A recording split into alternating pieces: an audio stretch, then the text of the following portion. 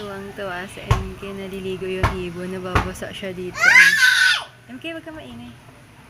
Ganyan sila maligo. Oh, nabuntog pa rin sa ano ng tubig.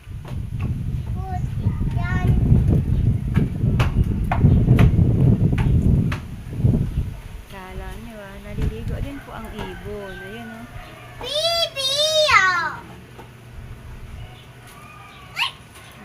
Ayun.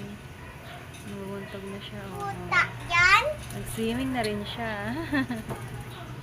Lightning.